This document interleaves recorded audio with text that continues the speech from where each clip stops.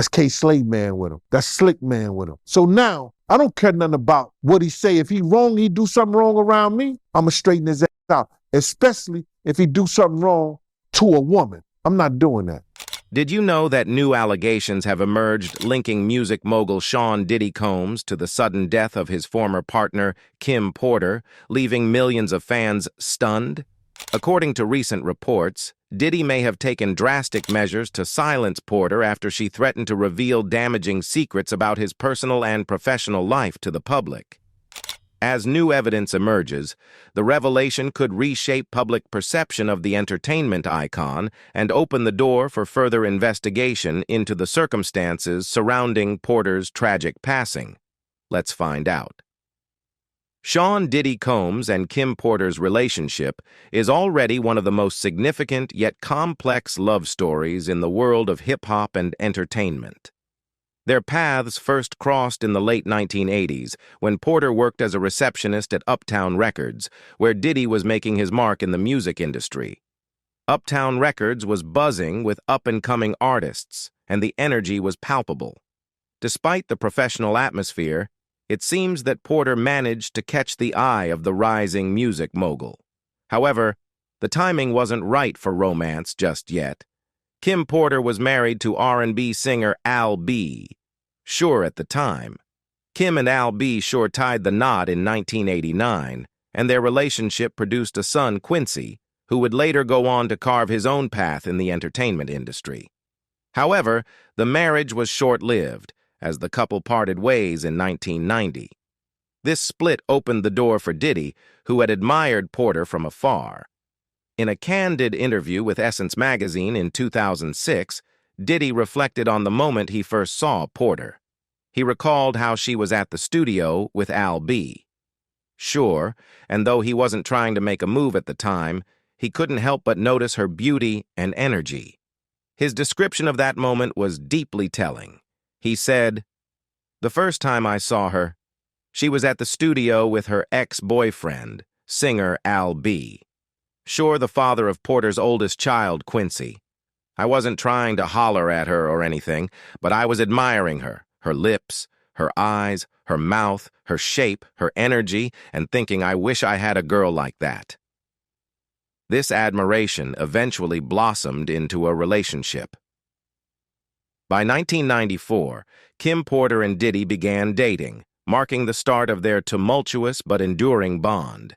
Their relationship, like many high-profile romances, was marked by ups and downs, public attention, and moments of deep connection. As a couple, they became a prominent fixture in the music and entertainment world.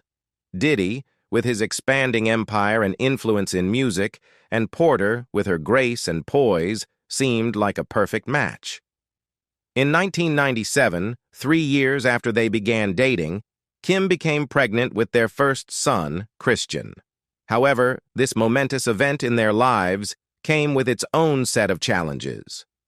The pressure of impending fatherhood seemed to weigh heavily on Diddy, who, despite his success in business and music, found himself struggling with the idea of settling down in a family setting.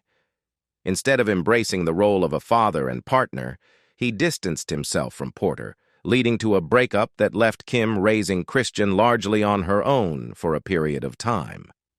In a move that shocked both fans and media alike, Diddy found himself in a high-profile romance with none other than Jennifer Lopez in 1998, just a year after Christian's birth. Diddy and Lopez were the epitome of glamour in the late 90s. Everywhere they went, the cameras followed. Together, they became the hottest couple of the season, with their glittering appearances and star power taking the media by storm.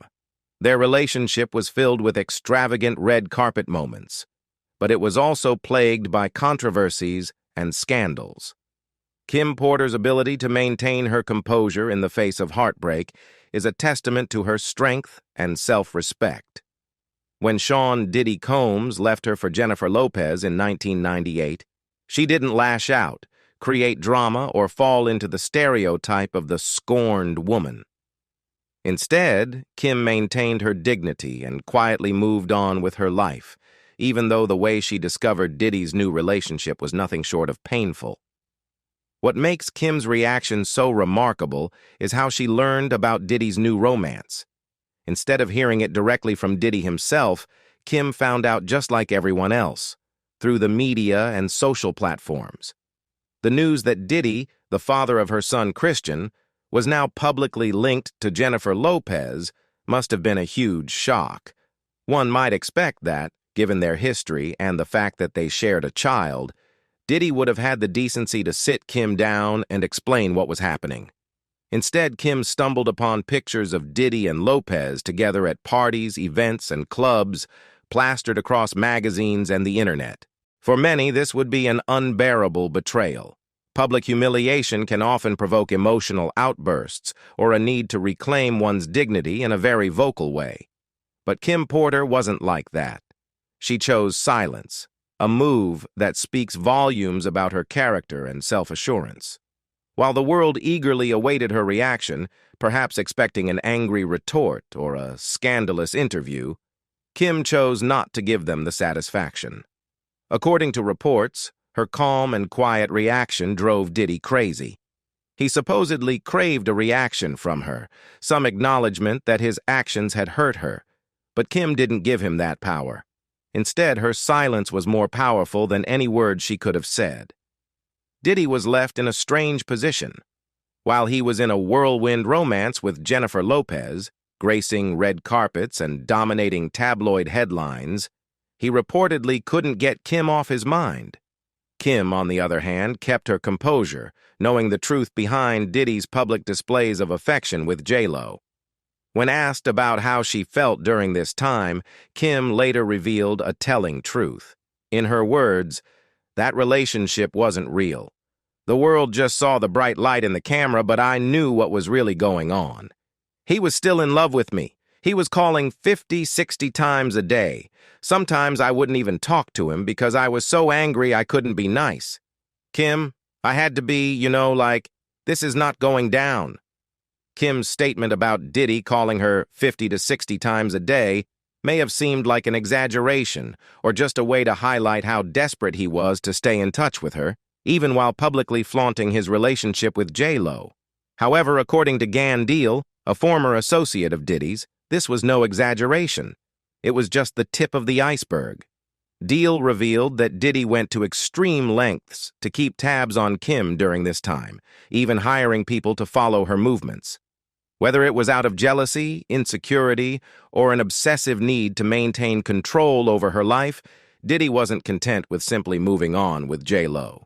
His connection to Kim went beyond lingering emotions.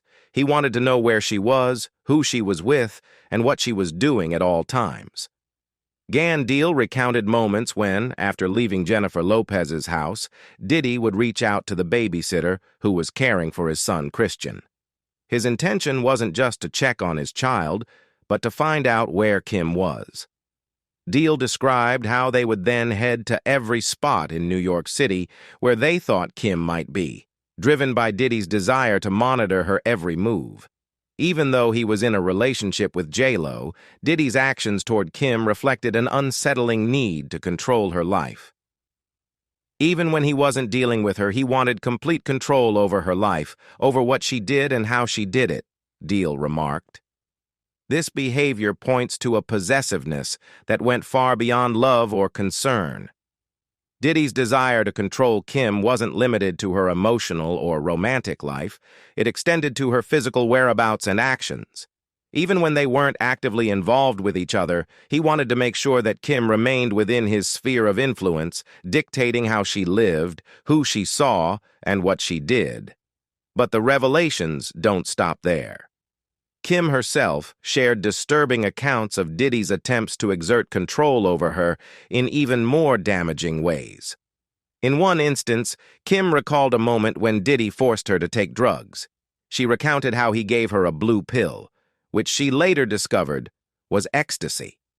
This incident is a chilling reminder of the darker side of their relationship, where Diddy's desire for control manifests in dangerous and harmful ways. Giving someone a drug without their knowledge or consent crosses all ethical boundaries, reflecting a deeply manipulative and controlling mindset. Kim wasn't the only one to experience this kind of behavior from Diddy. Gan Deal also mentioned a story involving a former record executive, a woman who met with Diddy during the celebration of Diana Ross's anniversary in California. According to Deal, this woman had hoped to engage in a prayer session with Diddy, perhaps to bring some peace or clarity to their relationship. However, instead of embracing the spiritual moment, Diddy attempted to give her a pill, echoing the same kind of behavior he exhibited toward Kim. The incident speaks to a pattern of using substances as a means of control, another indication of Diddy's attempts to manipulate and dominate those around him. According to Mark Curry, a former Bad Boy Records artist, Diddy went so far as to wiretap Kim's phone and monitor her conversations, an extreme violation of privacy that reflected his deep need for control. Curry's account paints a disturbing picture of Diddy's obsession with keeping tabs on Kim. He remarked, "Anytime a man would go out of his way to whop someone's phone or put taps in their homes just to monitor their conversation, that's a sign of insanity. So when you see someone doing that, you can imagine everything else they do." This act of secretly bugging Kim's phone crossed all boundaries of trust and respect. It wasn't just about controlling her actions. It was about invading her personal space and undermining her autonomy in a way that spoke to deeper issues within Diddy's psyche. For him to go to such lengths to listen in on her private conversations suggests an extreme fear of losing control. Whether he was worried that Kim was talking to another man or simply living her life independently of him, Diddy's need to dominate every aspect of Kim's existence was reaching obsessive levels. Curry's insight into the situation reveals that this wasn't just a one-time incident. Diddy's pattern of behavior, according to those closest to him, reflected a broader tendency toward manipulation and control. The bugging of Kim's phone was just one example of the lengths to which he would go to keep her tethered to him, even when they weren't together. Curry's mention of this action being a sign of insanity isn't just hyperbole. It points to the mental and emotional strain Diddy seemed to be under. His public persona as a successful, confident mogul clashed with these more private moments of insecurity and desperation. What's even more alarming is how this behavior affected Kim's daily life. Imagine constantly feeling like you're being watched or listened to, even in your own home. The psychological toll of knowing that someone is monitoring your every move, listening in on your private conversations, would be overwhelming for anyone. Kim, however, remained calm and resilient, even as Diddy's attempts to control her escalated. The question that lingers, though, is what Diddy's reaction would have been had he heard something he didn't like. Curry speculated on this as well, wondering aloud, what do you think he's going to do if he found her on the phone talking to someone, or feels that she's cheating on him, or somebody's sleeping with his girl? What do you think he's going to say? "Ooh, I caught you. Ooh, I heard this He's going to come in with, it's going to be a fight.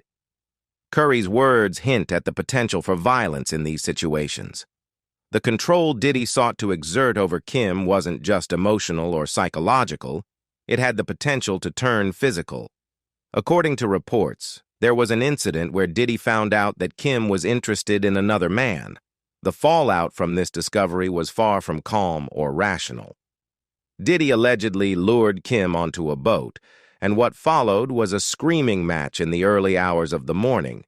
Staff members on board reportedly heard the argument escalate, and by the end of it, Kim was left with a broken nose. This act of violence is a chilling reminder of how controlling and toxic their relationship had become. The fact that Diddy's reaction to Kim's possible interest in another man could result in physical harm speaks to the dangerous nature of his possessiveness. The boat incident was not an isolated event, but rather part of a larger pattern of control, jealousy, and emotional manipulation that had been playing out for years. What's particularly distressing is that despite this level of abuse, Kim found herself trapped in the relationship, even if just emotionally. At one point, she did try to assert her independence by filing a lawsuit against Diddy for child support. This legal action could have been a way for her to regain some control over her life and protect her children's future. However, the case was later dropped, which suggests that Diddy's influence may have extended beyond just their personal relationship. Whether through emotional pressure or legal maneuvering, it seems Diddy was able to prevent Kim from fully breaking free from his grasp. In 2003, after his high-profile relationship with Jennifer Lopez came to an end, Sean Diddy Combs found himself once again seeking solace in the arms of Kim Porter. Despite how Diddy had cut ties with Kim before, seemingly moving on to a new chapter with J-Lo, he crawled back to the woman who had stood by him for so long.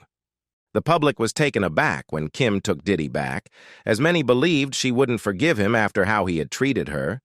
But it appeared that their bond was stronger than anyone realized. Soon after, their reunion was marked by Kim's pregnancy with twins, signaling to many that perhaps Diddy was finally ready to settle down and commit fully to his family. For a brief moment, it seemed like the couple was heading toward a fairy tale ending. The arrival of their twins, Delilah Starr and Jesse James, in 2006 gave the impression that they were on the path to becoming one big happy family.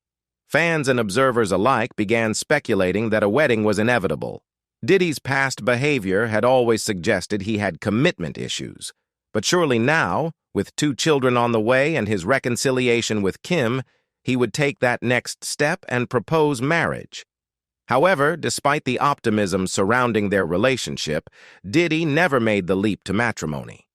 While many interpreted this as an indication of Diddy's fear of commitment, the music mogul later clarified his reasons in an interview with Essence magazine. He explained that it wasn't a lack of love or respect for Kim that kept him from proposing, but rather his own personal journey. Diddy confessed, "I know she deserves to get married. It's not a reflection on how much I love Kim. It's that I'm just learning how to be a good boyfriend. When I'm finished with this step, I'll move on to the next." This explanation, however, left many unconvinced. After all, by this point, Diddy and Kim had been on and off for more than a decade. How could he claim to be learning how to be a good boyfriend when they already shared so much history? For many, this statement felt like a cop-out, an excuse to avoid true commitment. Diddy's claim that marriage was just a next step to be taken once he felt ready didn't sit well with those who believed that Kim deserved more, especially after the sacrifices she had made for him and their children. In hindsight, some might argue that it was for the best that Kim and Diddy never walked down the aisle. Though Kim remained relatively private about the details of their relationship, whispers from those close to the couple suggested that Diddy's treatment of Kim wasn't as loving and respectful as he portrayed publicly. There were rumors that his behavior with Kim behind closed doors wasn't much different from how he later treated his longtime girlfriend, Cassie. Like Cassie, Kim allegedly endured disloyalty and emotional manipulation, though she never publicly spoke about it. The turning point in Kim Porter and Sean Diddy Combs' tumultuous relationship came in 2006, when Kim learned that Diddy had fathered another child. 5 months before the birth of their twin daughters, Diddy welcomed a baby girl named Chance with his longtime associate, Sarah Chapman. For Kim, this revelation marked the final straw in their on-again, off-again relationship. Although the news of Diddy's infidelity might have shocked others, it didn't catch Kim off guard. By this time, she had already suspected Diddy's betrayal and had taken matters into her own hands by hiring a private investigator to keep tabs on him. Kim's decision to hire a private investigator shows just how much she had grown tired of Diddy's dishonest ways. This move was a clear sign that she had become fed up with his ongoing infidelities and wanted to protect herself. In fact, by the time Diddy sat her down to confess, she already knew about the situation.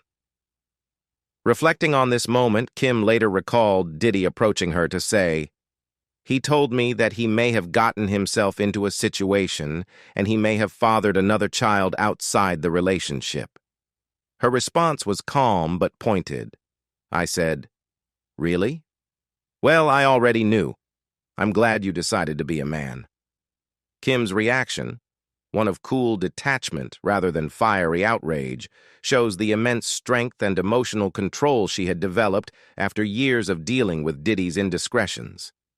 It was in this moment that Kim made it clear she had reached her limit. "I was like, dude, this is so whack. I can't even respect you right now," she said.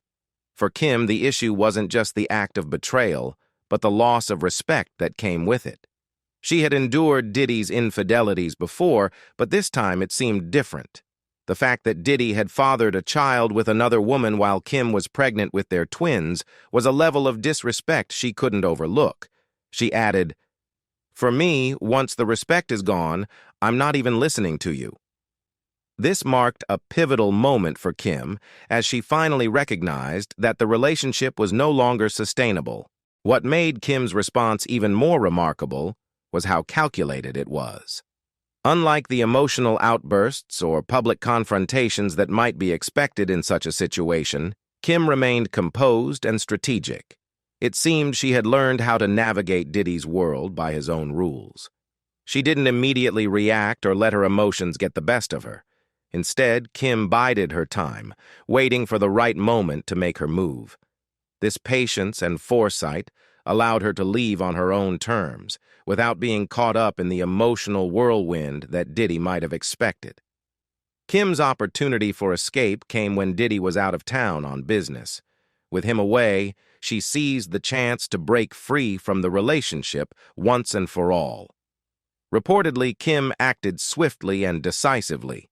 In a matter of days, she packed her bags, gathered up her belongings, and even took the nursery furniture, leaving no trace of her life with Diddy behind. This wasn't just a physical departure, it was a symbolic one. By taking the nursery furniture, Kim made it clear that she wasn't leaving behind any part of the life she had built with Diddy, not even the home they had created for their children. When Kim Porter made her final exit from Sean Diddy Combs' life, she did so with purpose and conviction. After enduring years of betrayal and infidelity, she didn't want her departure to feel temporary or uncertain. As Kim herself explained, "I wanted to be dramatic. I wanted him to know I wasn't breaking up with him for 2 weeks, or maybe leaving for 2 days. This was a definitive end, not just a brief separation or a tactic to make Diddy miss her." Kim wanted Diddy to understand that she had reached her limit and that this time she wasn't coming back. Her dramatic departure, taking not only her belongings but also the nursery furniture, symbolized her decision to walk away from the life they had built together. It wasn't just about leaving Diddy, but about reclaiming her independence and moving forward with her children. However, what no one could have predicted was the tragic turn of events that would unfold a decade later. In November 2018, Kim Porter was found dead in her Los Angeles home at the age of 47, leaving fans, friends, and family members devastated. Initial reports suggested that she had passed away from pneumonia, but rumors and suspicions began to swirl almost immediately, especially given the sudden and unexpected nature of her death. According to the first coroner's report, her death was initially ruled a homicide. The report claimed that toxins had been found in her body, which suggested that she had been poisoned. The idea that someone might have deliberately taken Kim's life shook her fans to the core. People began to speculate that her death wasn't as straightforward as it seemed, with theories emerging about poisons that could mimic heart attack or pneumonia-like symptoms. These rumors fueled suspicion toward Diddy, with some wondering if there was more to Kim's passing than what the official reports claimed. Despite these early suspicions, the investigation didn't lead anywhere concrete, and the cause of death was eventually ruled as complications from pneumonia. This left fans around the world grappling with the unsettling possibility that something more sinister might have happened, but would never be fully uncovered. Ultimately, They were left with no choice but to accept Kim's sudden demise, even though many questions remained unanswered. One of the people most profoundly affected by Kim's death was her ex-husband, singer Al B. Sure, with whom she had remained on good terms despite their divorce. Al B and Kim had shared a deep connection, and their son, Quincy, remained a link between them even after their romantic relationship ended. When Al B received the devastating news of Kim's passing, his grief was palpable. Rather than simply expressing sorrow or taking time to grieve privately, Al B shocked the industry by posting a cryptic message on social media. He shared a photo of himself and Kim, accompanied by an ominous caption that read, "She sent me this, saying, 'Life imitating art, art imitates life.' Now it all makes sense. She told me other stuff too. She was running a marathon." This post immediately raised eyebrows, as it seemed to suggest that Kim had been trying to convey something deeper to Al B before her passing, possibly hinting at fears or concerns she had kept hidden from others. Al B continued to stoke suspicion with another comment. "I do know very clearly that Kimberly didn't just check out all of a sudden over pneumonia." His words seemed to imply that Kim was not only under threat, but had been actively running from someone powerful, potentially Diddy himself. In one of these posts, Al B mentioned that Kim had been in touch. With the FBI before her death, adding a chilling layer to the mystery. While at the time, many dismissed his claims as the ramblings of a grieving ex-husband unable to come to terms with Kim's sudden passing. Looking back on those statements through the lens of what we now know about Diddy paints a far darker picture. The mere suggestion that Kim Porter, the mother of Diddy's children, might have been fleeing from him raises a series of unsettling questions. Al B's claims hinted at a deeper conspiracy, and while they seemed implausible at first, the idea gained traction in some circles due to the numerous allegations against Diddy over the years. If we consider the accusations of control, manipulation, and abuse levied against the music mogul by various individuals, including former associates, the notion of Diddy being involved in something as sinister as orchestrating Kim's death doesn't seem completely out of the realm of possibility. One of the most disturbing aspects of this theory is that, according to Al B, Kim had reached out to the FBI, which indicates she may have been aware of serious threats to her safety. If she was truly in communication with federal authorities, it suggests that whatever Kim was facing wasn't just an ordinary spat between former lovers, but something much more dangerous. The specifics of what Kim may have told the FBI, if she indeed spoke to them, remain unclear. But the mere mention of this connection fueled conspiracy theories in the wake of her death. The timing of the events that followed Kim's passing only deepened suspicions. Soon after Kim died, Al B himself was hospitalized, fighting for his life due to sudden health complications. Many couldn't help but notice the bizarre coincidence, with some speculating that Al B's hospitalization was not a result of natural causes, but rather a calculated attack to silence him after he pointed fingers at Diddy. This theory gained traction because of Diddy's well-documented history of violent feuds and allegations of orchestrating harm toward those who crossed him. Diddy has long been surrounded by rumors regarding his involvement in the deaths of major figures in hip-hop, such as Tupac Shakur and Biggie Smalls. While none of these accusations have been substantiated, they contribute to an image of Diddy as a man who isn't afraid to do whatever it takes to protect his power and status in the industry. If Al B was right, and Kim Porter had been in danger, her relationship with Diddy might have put her at risk. What do you think about these convincing allegations? Leave us your comments in the section below.